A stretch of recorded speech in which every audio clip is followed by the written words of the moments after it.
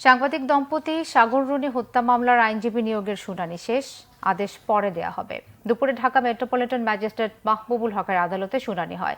মামলার বাদী এবং সাংবাদিক মেহেরুন রুনির ভাই নওশীর আলী রোমান জানান, বিগত সরকারের আমলে মামলার অগ্রগতি না হওয়ায় আইনজীবী নিয়োগের আবেদন করা হয়েছে। তিনি দাবি করেন, 12.5 বছরে মামলাটি আলোর মুখ না দেখার পেছনে বিগত সরকারের আন্তরিকতার অভাব ছিল।